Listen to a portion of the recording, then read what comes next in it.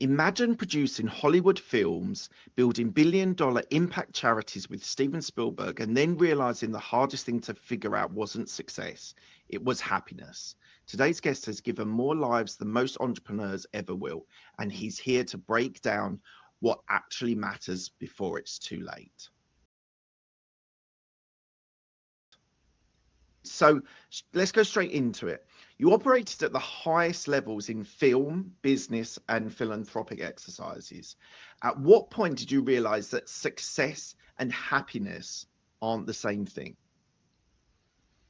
Well, I think what happened, and it kind of just fell on my head, is that I enabled bringing happiness to one seriously ill child in 1982. And as a result, my whole life and my perspective on life changed. What happened is that my cousin, who was a young actress back then in the UK, I was already in LA working as a production executive, a producer in film. And she phoned me and said that she had met a seriously ill, actually a dying child, a little boy called Sean. And she had asked him, "What would make you happy, Sean?" And Sean said, "Oh, that's easy. I want to go to Disneyland." And she phoned me and said, "Help. Now we actually have to do this." And I said, "You absolutely do." Talk to the mum, talk to the doctor. And bottom line, we flew Sean and his mum out to LA, and Emma, my cousin, and Sean and his mum all moved into my apartment on Wilshire Boulevard. And for 2 weeks, we did all the stuff that you almost certainly shouldn't be doing with a very seriously ill little boy. And we had a fine old time, and so did he, and so did his mum. And he went home and he passed away just a few weeks later. And it was both sad and not sad. Sad because, you know, he lived in my home for a couple of weeks, and we got to know each other really well. Not sad because everybody knew what was going to happen, including him. It was a reality.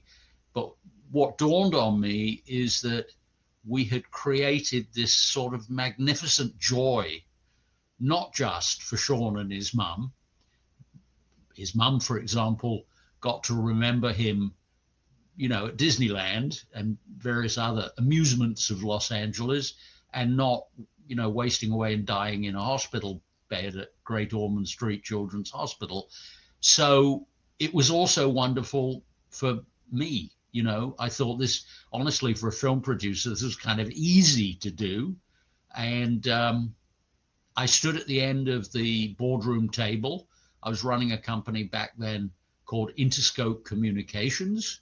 And I stood at the end of the table and I said, "Look, this is what we just did. Maybe we should do it again. We could maybe make 4, 5, 6 kids who are seriously ill happy each year. And wouldn't that be grand?" And everyone said yes. And the lawyer said, "Okay, so I need to form a charity. What do you want to call it?" And I said, "I haven't given it any thought. What do we want to call this thing?" And I had asked a young lady that I'd had one date with if she would please show up, because I remembered that I realized that we needed an accountant. And I remembered that she said she was an accountant. And she said, "You know that children's rhyme, Starlight, star bright, first star I see tonight, I wish I may, I wish I might have this wish I wish tonight." She said, "Why don't we call it the Starlight Children's Foundation?" And I had also brought into this foundational meeting a graphic designer who said, "Oh, I can see it in my mind's eye. It's a child reaching for a star. That's perfect." And, you know, that is all these decades later. Starlight in Australia, Canada, United States, UK has raised $1.3 billion with a B and helped 60 million kids. And so that's where it all started. And it went on from there. I very much enjoyed sort of building it out, opening all the chapters, bringing it to 8 services, not just making kids happy through the granting of a wish or an experience, but also things like hospital gowns. Why do they have to be ugly?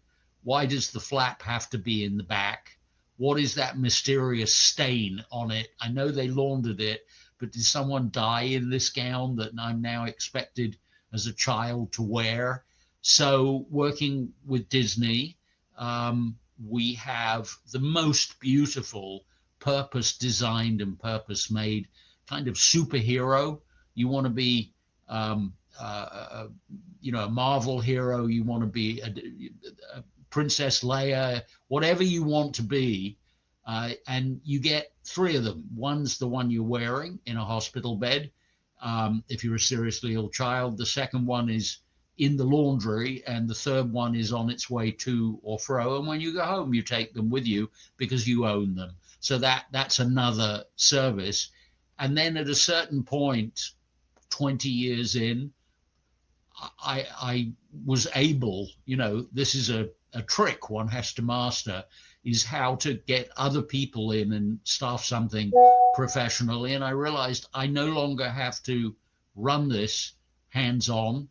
I could just be on the board, and I got someone else to be the president. And I moved on from there to Starbright and First Star, EDAR, Aspire, People for Peace, Kindness Worldwide, and all these other things I've done. It's the same toolkit. And you who are listening or watching there, you have the toolkit. What you've done in business, there is either a brand new charity, if you're feeling entrepreneurial, that you could start, or you could help an existing charity using your existing business skills. They and we desperately need you.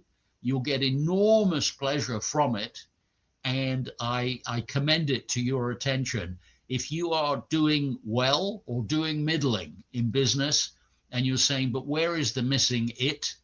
Why don't I feel completely happy to be a little grandiose? What is the meaning of my life? What's it all for? What do I want them to write on my tombstone? He or she did X. They were a wonderful Y. Who are you? What do you want to be? What's the delta? I would say it lies in getting out of yourself and doing something for other people. And in doing that, you will greatly elevate your own life and your own joy, your happiness. Something we hear again and again on Business Growth Talks is that founders, leaders, and CEOs don't do it alone. They surround themselves with people who see what they can't.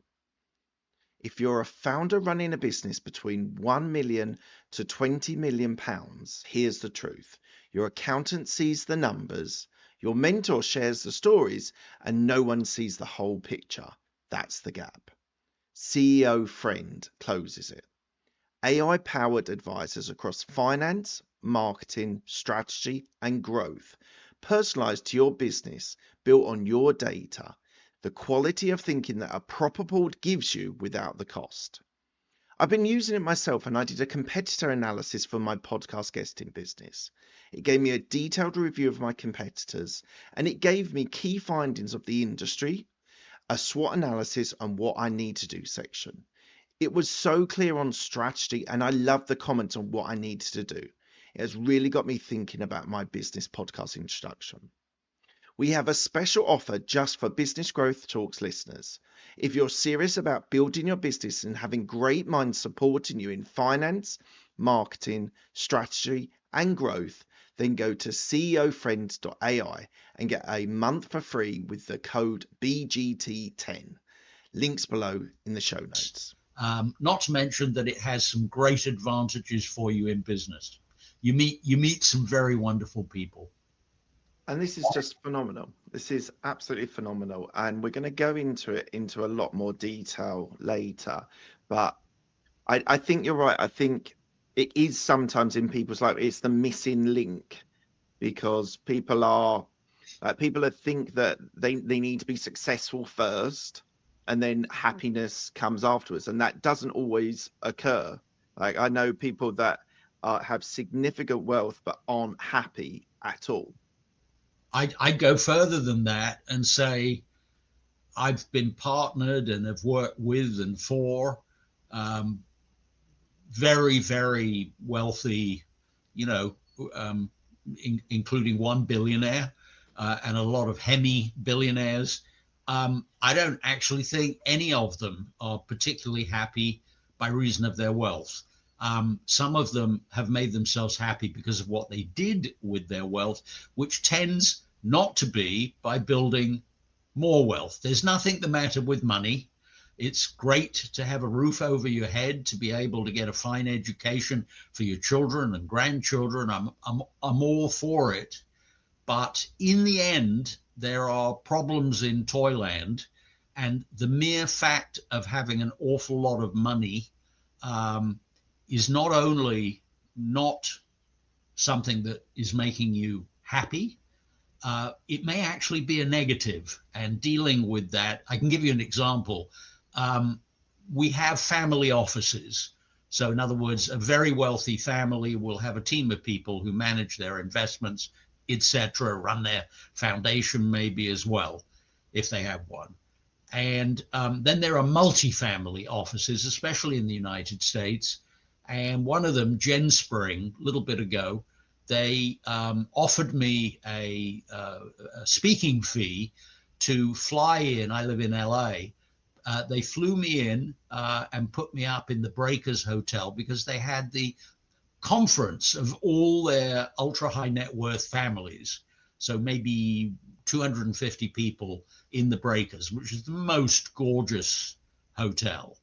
And I said, what do you want me to talk about? And they said, talk about, G3. And I said, I don't know anything about that aircraft. I've been on a couple, but I don't know how to talk about it. They said, no.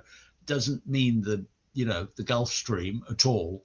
It means generation 3. So G1 is grandma and grandpa who made the money.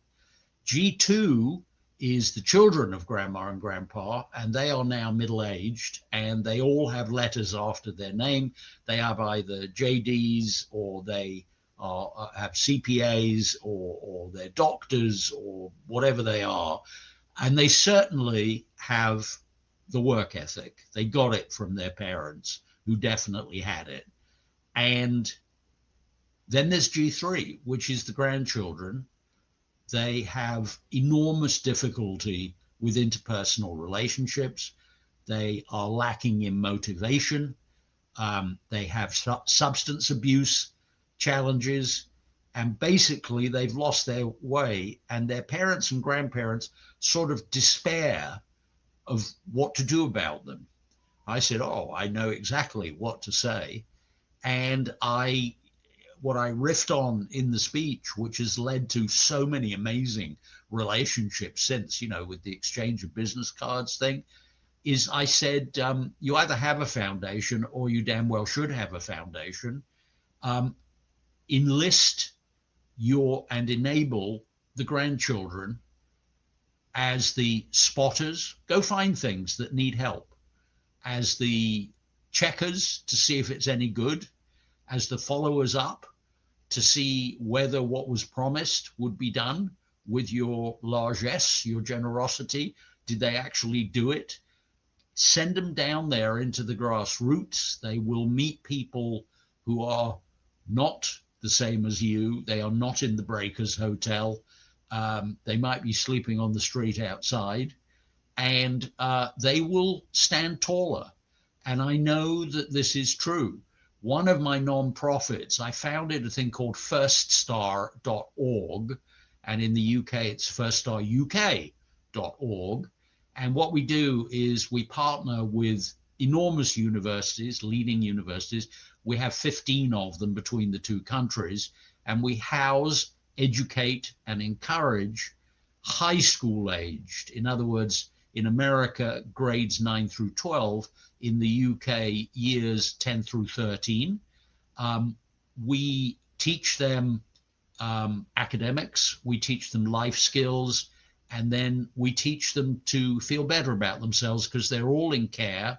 They've all got open case files with the local authority or with CPS over in the United States. And our goal is to get them into college, because in this country, America, less than 9% of the 500,000 foster kids will ever go to a university. Our stat, after we have them for those 4 years in high school, we get 90% of them. It was actually 89% last year. So 10x and we held that up even during the COVID period and so forth. Yeah. So I teach class. I'm only qualified to teach 2 classes. I teach videography, because as a film producer, if I don't know how to teach videography, we're all in trouble. But then the other class, which I sort of just invented because I thought it would be fun, is it's called Random Acts of Kindness and Pay It Forward. So these are 15-year-old. I usually teach it in year 10, 9th grade. So they're 14 or 15. I say, okay, you're walking down the street and there's an old woman in rags lying face down on the pavement, on the sidewalk in front of you. What do? You've got 3 choices. Tell me why. Let's go around. 30 kids in the class. Tell me why you do one of these 3. You can stop and put a dollar or a pound coin or whatever you want under her arm, or you can wake her up and give her the pound or the dollar, or you can cross the street, don't look at her again, forget about her, pay no attention. And they all say what they would do. And I say, now explain to me, each of you, why the people who did the other one did or didn't do any act of generosity. Ends up being a conversation about the golden rule, which it turns out is in every single religion in the world, in the scriptures. It's kind of the lay, non-spiritual part, or maybe it is spiritual, but it's to do with the sense of social justice. The golden rule says, if you see something out of whack, you correct it. You do it in your company out there. You visit your shipping department and something doesn't look right, you fix it. You don't just walk on past. So then I say, well, what if someone was an atheist? What if they don't believe in God? Or what if they were agnostic? Would they never give the old lady the pound or the dollar? And they say, no. They, atheists can have a heart. And then we talk about, I say, who can tell me what is the second law of thermodynamics? And usually a couple of kids out of 30 know. And they say, well, it's the entropy one. It's that if you don't apply external power to any closed system, it'll fall to pieces. If you just leave it alone, it'll collapse under its own weight. And I say, give me examples. And they say, well, if you don't oil the engine in your car, it won't go round. And I say, give me more abstract ones. And they say, well, if you don't take care of your family, remember, these are youth in care, these are foster kids. They say, if you don't, apply love and care in your family and help the other family members, pretty soon you won't have a family. Ask me. I know I don't have a family. And then I say, what about huge? What about a planet? And they say, yeah, if you don't deal with climate change, eventually, the seas rise and you lose all your coastal land.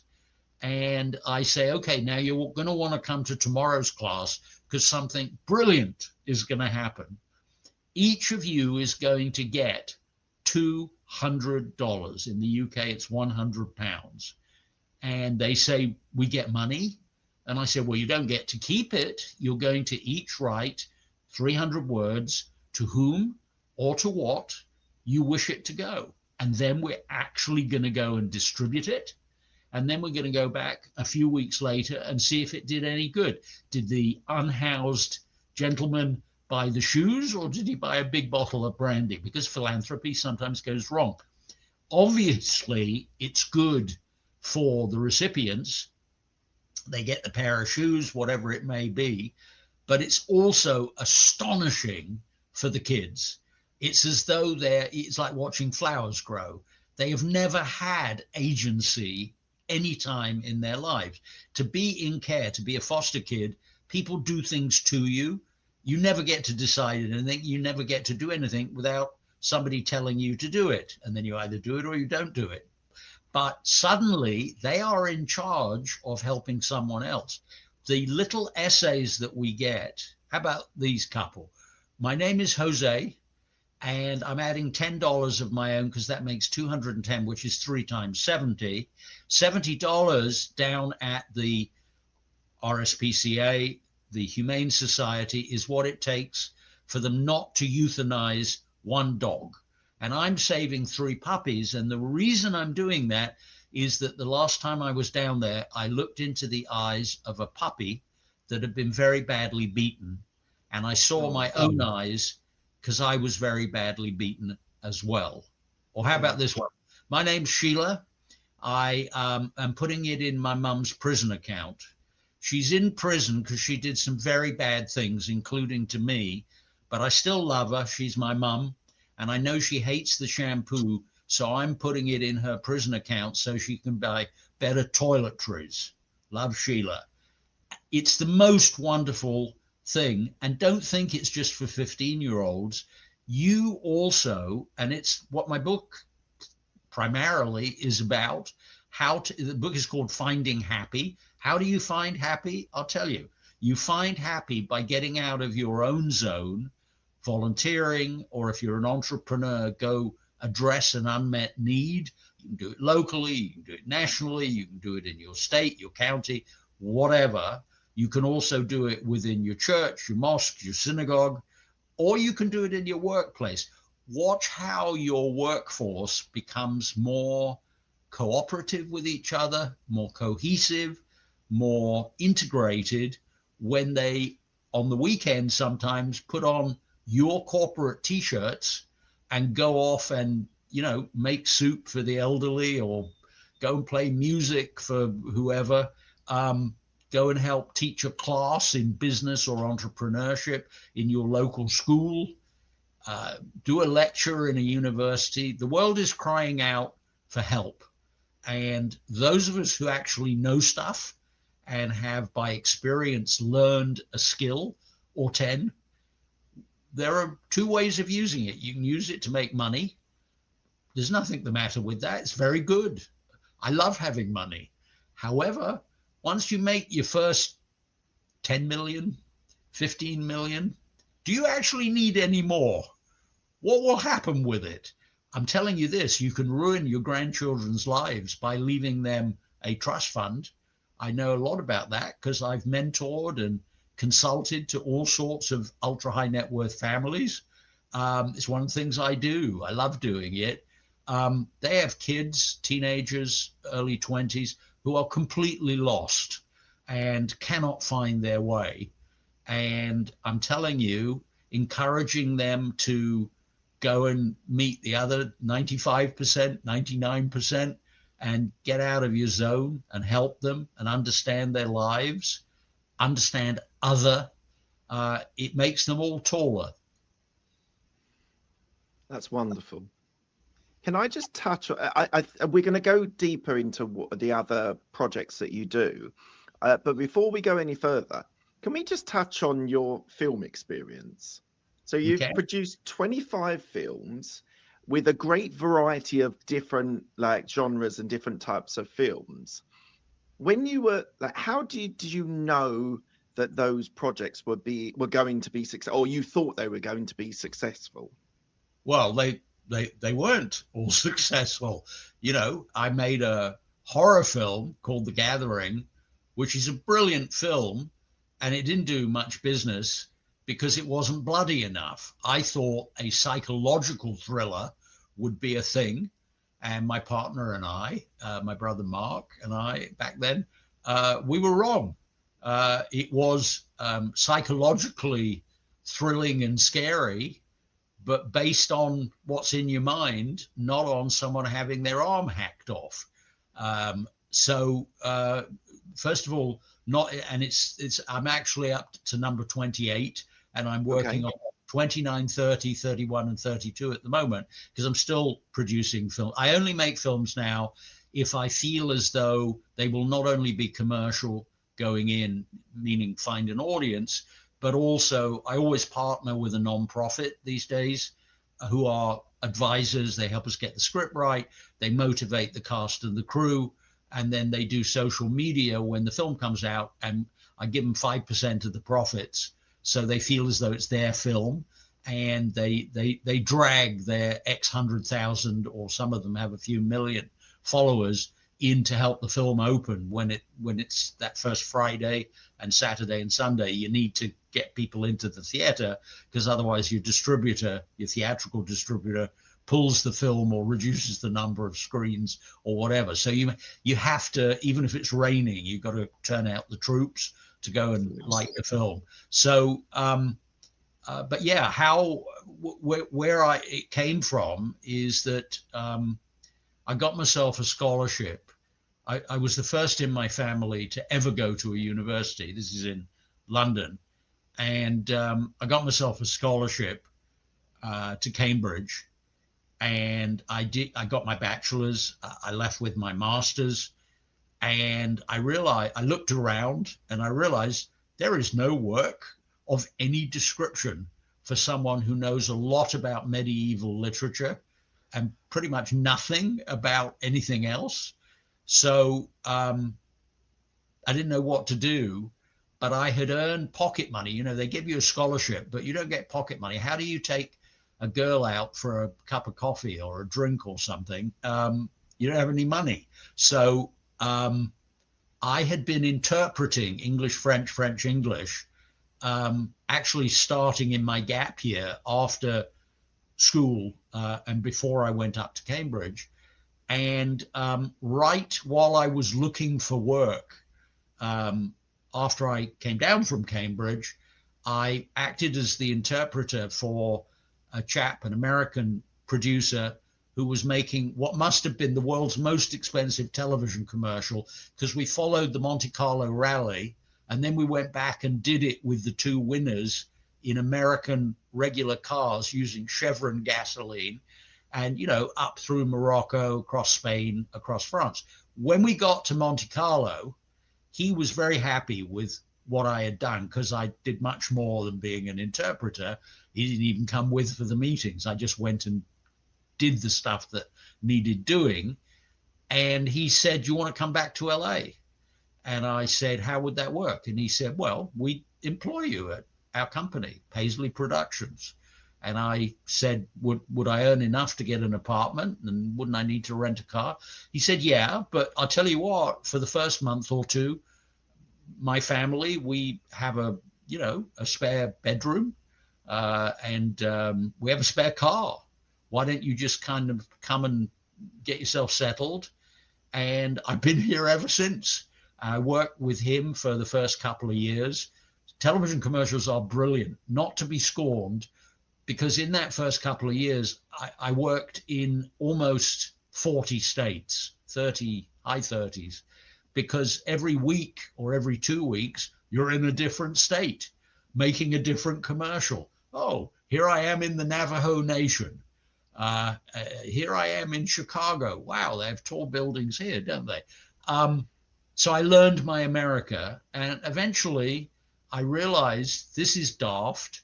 I have a flat in LA, but I still have the flat in Northwest London. What am I doing? It's ridiculous. It's gathering cobwebs. So I decided I should become an American citizen. I had a green card, and before that I had a visa, but I eventually went down and got sworn in. So I'm actually double passport now, which has turned out to be astonishingly helpful, because some of my films like Tom and Viv and Wild and that one, The Gathering, made in the UK, but 80% of my films now have been, I've produced them in the United States. And you work your way up. You don't start as a producer, because producer has to do unbelievably entrepreneurial things. It's not just get the creative right, hire the right people. You also have to raise millions of dollars for something that doesn't exist yet, because otherwise you end up with a script that never gets made into a film, which quite often happens, unfortunately. or someone makes the same subject right before you were going to make yours, and then you can't make yours. So it's a very challenging profession. I would never let my children be a film producer because I think it's too difficult. I think there are much easier ways of doing much better. However, I do think making films is an extraordinary, I teach it to foster kids. They make, 60-second public service announcements. Give your money to firststar.org or firststaruk.org. And they're absolutely wonderful because they're speaking from the heart. It's tricky in some of the jurisdictions because you can't film their faces. One of the films we made for First Star in the UK, we had to hire child actors to play the foster kids because you couldn't film the front of the children who were in foster care, who were, in care. But I believe that getting anything done in business, in philanthropy, in life, you have to tell stories. You have to become an adept narrator, and you have to practice, and you have to get past your stage fright, and you have to work out how can you compellingly put whatever it is you're selling in one way or another, whether you're doing it for your own financial benefit because it's in business, or whether you're doing it for somebody else's benefit because it's in a charity, you have to be able to tell the story, and you have to move your audience. You have to create that moment where their mind is open to new possibilities because they are moved. They're scared, or they have empathy, they feel kindness, they are laughing their head off. There's a brief moment there where their soul is pliant, and where if you then have a proposal, an activity, a donorship or something that you want to see happen, you can ask them, and odds on they'll do it. They'll help you. They'll do the thing. Peter, do you think the generosity of the person that helped you at the start of your career has been a flag, a direction for you later on? Is it like, because it sounds like to me that you got that generosity from that person that set you up in LA and gave you all these opportunities, and then now you're basing most of your time on, whether it's in business, whether it's in film, whether it's in helping with the charities. Like, do you think that was an indicator for you now in the future of your life? I do. I can look back. The milestones in my life mostly involved a person who mentored me or believed in me. I was just on a call with someone who put money into a company that I started, a for-profit company. He did it before the company existed. He just said, I believe in you. I'll just wire you the money because you'll need that, right, to set up the company. I said, you're absolutely right. We have to do a ton of legal work and all of that. I can look back on mentors. And in fact, my book, Finding Happy, it's got chapters on what do you do if you're a young adult, if you're, Gen Z, get yourself a mentor. If you can, get 3. One will help you with this aspect and that aspect, the other one, and so on and so forth. There is knowledge. And one of the terrible things about youth in care, foster kids, one of the most awful things, they're carrying trauma, they've been abused or neglected. But the other thing is, there is no admirable adult to help them. There isn't an Uncle Phil. Dad's in prison or whatever. And nevertheless, they have to make their way. And their low self-expectations are due to not being encouraged and not being helped. You don't have to keep swimming the river. The bridge is someone has crossed the river before, so you don't have to get wet. Just ask them. And most people asked to help a young person say, sure, what do we do? Shall we have a Zoom? We could start with once a week and then we'll go to once a month and see what happens after that.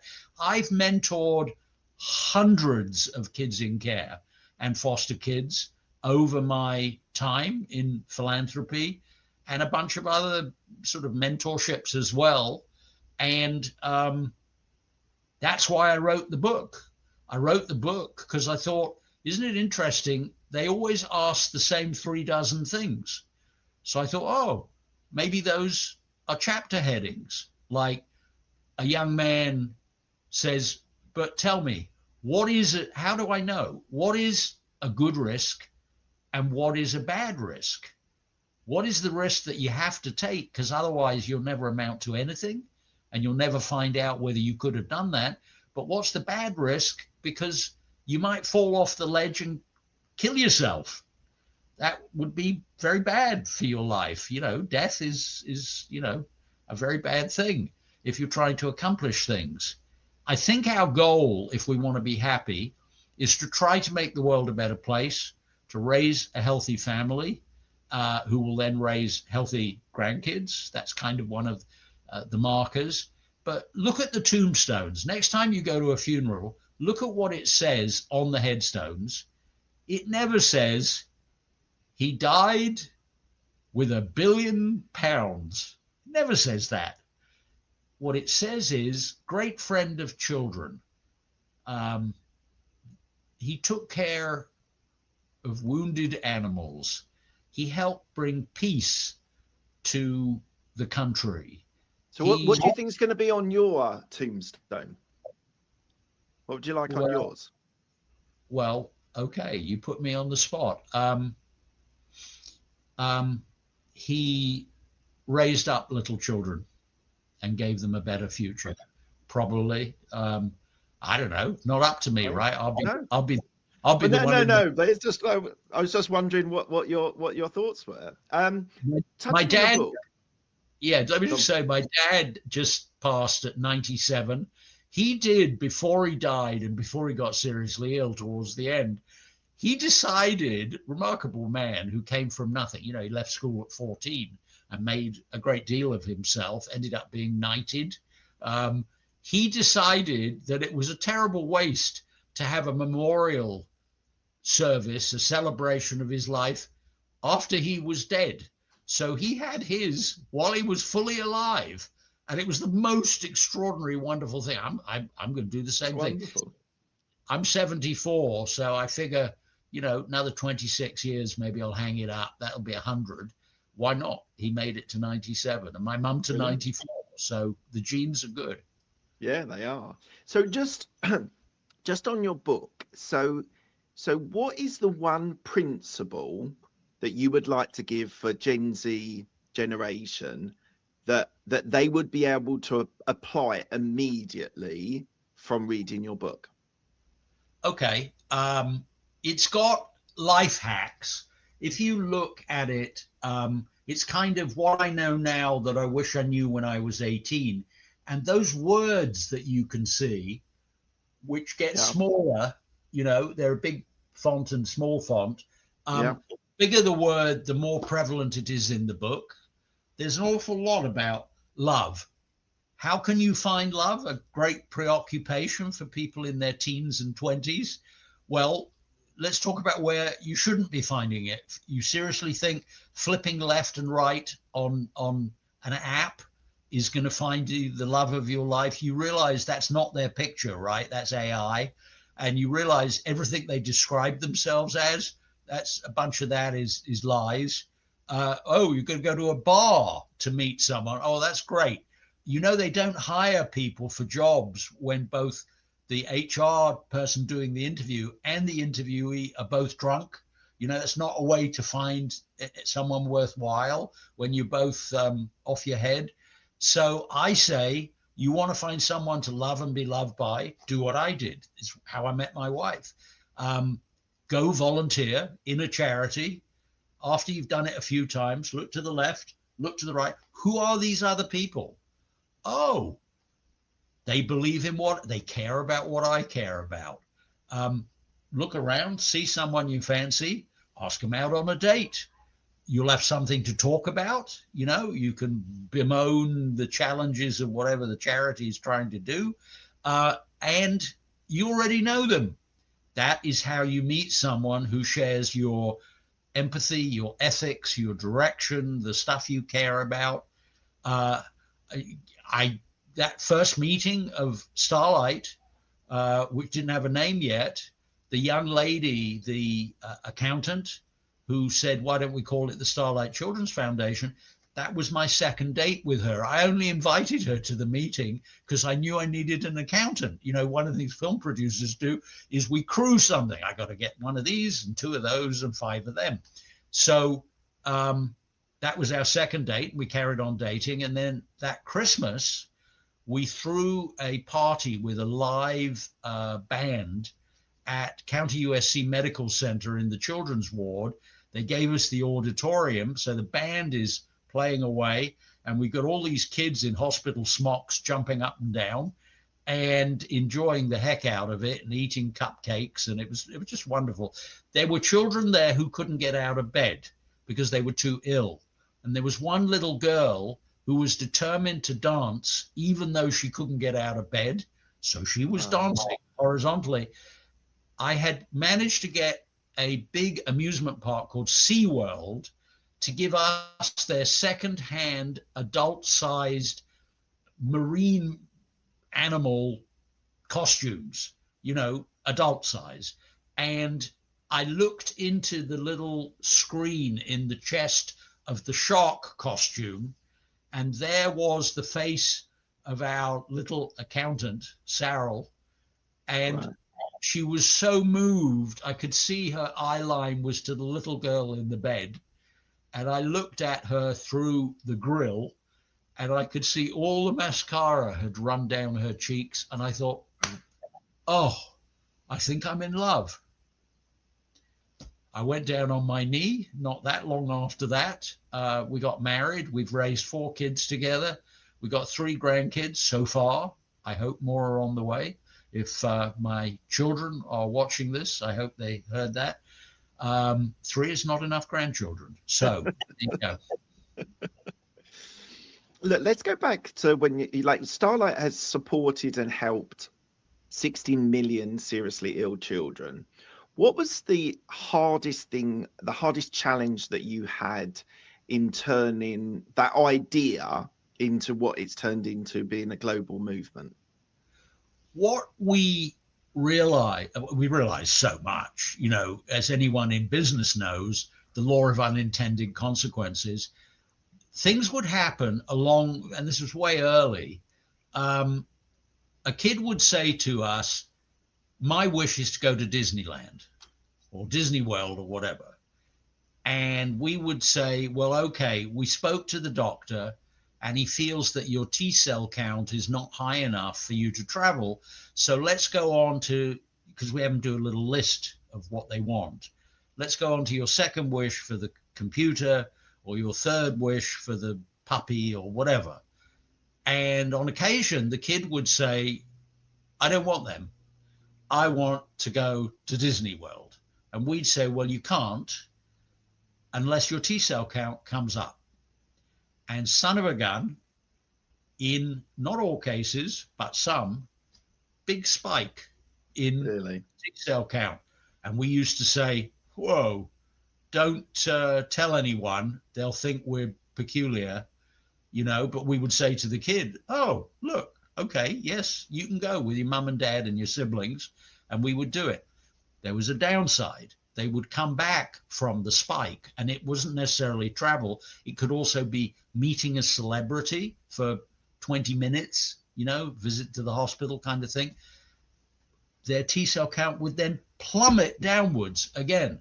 And we started calling them spike wishes. And I remember there was a board meeting with experts where we said, this is this new revelation in serious medicine. It's called psychoneuroimmunology, and it's the mind-body linkage. And it has an upside, but it also has a downside. And we banned spike wishes. Like with celebrities, we said, we will not introduce you to this child unless you agree to message them or write to them or visit them or do something once a month for at least a year. Otherwise, we're not doing that one visit, not happening. Yeah. And we would say, well, we'll still do some travel stuff, but we'll always send them with a camera, and they'll be able at least to sit there and watch it again and again and again. So we learned from it. When we started, psychoneuroimmunology sort of didn't have a name. And then it dawned on us, there is a mind-body thing. It's serious medicine, and we're kind of doing it. And so we got, academic medical researchers to come and study what we were doing with our 8 programs.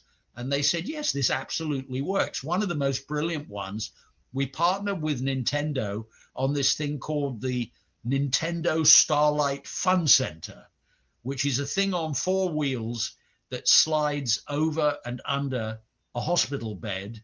And it's got every kind of distractive and educational software, interactive, that you can possibly imagine. They're absolutely gorgeous and brilliant. And they cost about $4,000 each. And we have them all over the 800 hospitals that we're in North America, et cetera, et cetera. So we said, well, let's study this. We didn't invent this.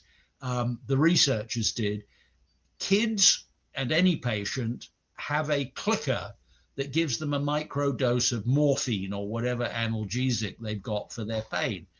And so we rigged that up to the clicking thing to a computer, and we measured over time how many times do they click it an hour before the trolley, the Starlight Fun Center, comes over the bed, while it's there, and after it's gone away. And what we thought it would be was a channel with steep sides. We thought it would be, here's the level before it arrives, and now we expected it would go down when they're fully distracted by the entertainment. And now if we took it away, as we have to because we don't have enough of them, you out there who'd like to sponsor some, let us know.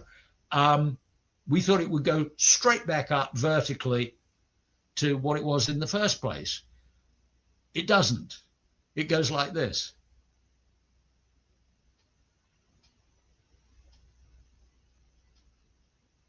It has sloping sides because there is an the psychiatry or psychology of it is there is an anticipatory effect. What we learned is tell them that they'll have the trolley for an hour at 3 o'clock. Because starting around 2 o'clock, I'm getting the trolley, I'm going to play this game, I'm going to do that, I'm going to watch this. And then after it goes away, they have a glow of accomplishment. I reached the platinum tier, the gold tier, I got the extra, tokens and whatever. So they're not clicking the pain medicine as much. Right. This is a whole big deal because it's obviously much better to give seriously ill kids who are in pain. Analgesia has, side effects. It's much better to distract them from their pain than it is to just give them more drugs. So it's become,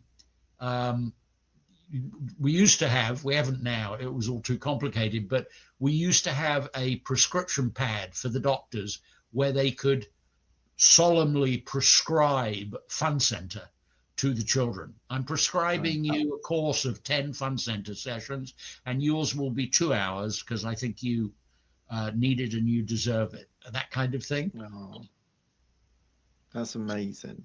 These stories are so heartwarming. The things that you've done, the people that you've touched to be able to do with all the different charities and non-profits that you've set up. It's incredible. Thank you. Look, we're coming to the end of the interview. I ask the same 6 questions to all of my guests. They're quick fire questions. Can we just keep them relatively short because we want to get all of them through in time? The first question is, what's the best decision that you've made? Well, like all people who are married, I should say, meeting my wife. If you're a woman, meeting your husband. That's the politic one, happy life, happy wife, happy life. But I would say the best thing I've done that isn't family related was inviting that dying child and his mum and the cousin into my home, because that transformed my life, because it started the chain of events that led to my founding the 7 charities. It's incredible. Next question. What's the best piece of advice you've been given? That I've been given? Yes. Well, I trained with, before I was a producer, I worked for some pretty amazing producers and directors and studio executives. I learned you don't give up easily. If they won't let you put the camera on top of that tower, you rent a construction crane and you put it up right next to the tower of equal height. If you find the door locked, go around the back and see if the window's open. A film producer is responsible for delivering a film from a script with this cast, under this director, creatively, in this amount of time and for this amount of money, and it better be damn good. You can't give up. It's entirely on you. In the end, you are the generalist in charge. You're the producer. So you have to damn well do it. So you have to stick to it. You're beset with challenges. You just have to address them in a logical way, co-opt other people on the crew to help you, and damn well do it. Don't Does he never give up? No, sometimes I do give up. You know, if I develop, you have this thing in film called kill your darlings, or murder your darlings, it's sometimes called, meaning we're never going to get this script turned into a film. No one wants to finance it. We can't get a director, and no one wants to be in it. We think it's great, or we think it isn't great, but we can't get it made. Kill it. You never look back, just like in a business. You can't look at sunk cost. You got to look at this present moment and going forward. Are we going to do this? And you have to re-examine that sort of on a regular basis. And you have to kill your darlings, or you won't have time to do things that are more fruitful. So you have to give up. And part of the book is about, you know, this thing about risks. What's good risk? What's a bad risk? How can you tell the difference? There's a whole chapter on it. Don't do something that has a decent shot of killing you. That'll ruin your life. You'll be dead. On the other hand, what are you going to do? Think of your life. You're sitting in an envelope. It's dark. You're cross-legged in the middle. You don't know where the edges are, and you have a pencil. You can either just sit there and never amount to anything, or you can poke with the pencil. And absolutely right. Once in a while, you'll poke with the pencil, you'll push it through, and you'll say, oh, I will never be a concert pianist. But your great privilege as a young adult, and actually at any age, plus or minus, is you can pull the pencil back, point in another direction. You go volunteer for a charity, you don't like them after a few weeks, pull the pencil back, go find a different charity. But you must volunteer. You must get out of yourself.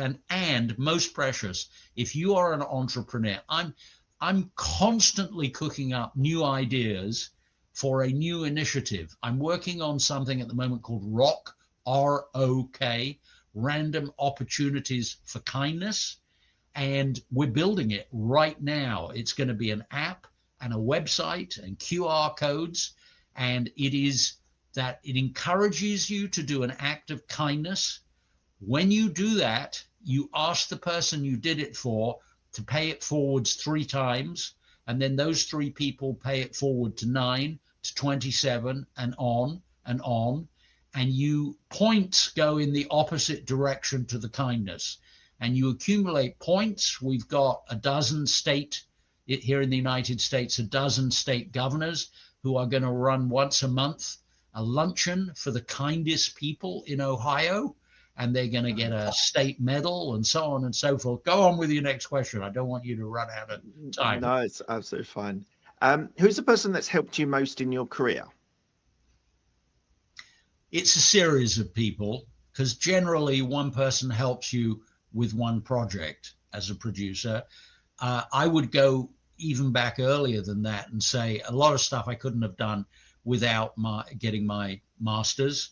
And why did I get my master's? because I thought I might have some shot of getting a scholarship to Cambridge. And who told me that that was the case? David Lund, who was my 10th grade English lit teacher. So it goes all the way back to that. But, you know, Blake Edwards, who made me the production manager on The Return of the Pink Panther, Tony Bushing, who said, come to America, Steve McQueen and Bob Relier, who said, come and be the unit interpreter on our motor racing film in France. It's a string of people, sort of one project per. I'm grateful to all of them. They gave me they took chances. They took risk. Yeah. They poked with the pencil. They poked with a pencil. That's something I would take away from this conversation. This might be a trickier one for you. Tell me about a regret that you have. Wow. I think it would have been good for me to have a law degree, not to practice law, but because I think it would have helped me a great deal in business. The thing about David Lund, my English teacher, is I applied to read English literature. There was nothing the matter with that. It was brilliant. It's helped me develop scripts ever since, you know, comparative literature and all of that. French as a minor, that's been very helpful to me. But in the end, I did it because it was his subject. And because my dad, who had left school at 14, God bless his memory, he had no clue what I should read. It was, you know, not his thing to know.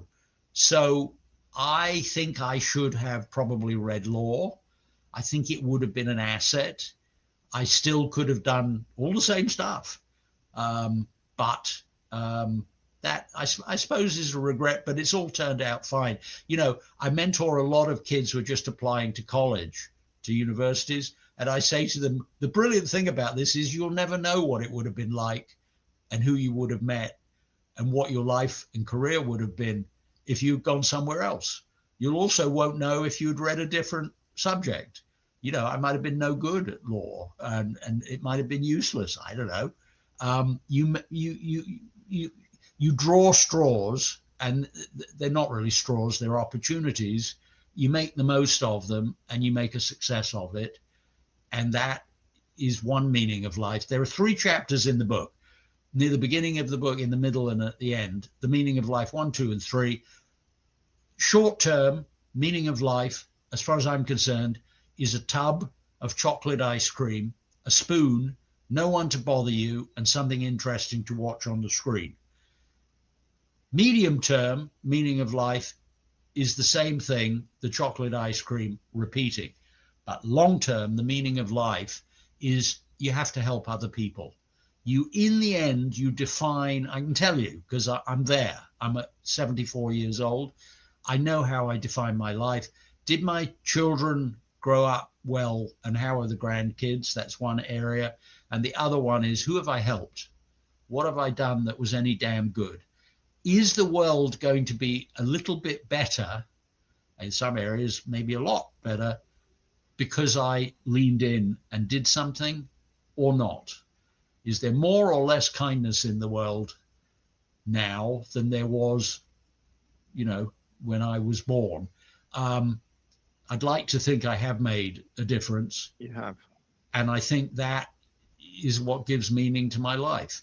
And that's kind of what the book is about. And although it's for young adults, it's all over the place. I thought I would have to self-publish. And then my book agent got a little bidding war going, and Simon & Schuster Regalo got it. It's selling like hotcakes. It's unbelievable. Amazing. And it's called Finding Happy.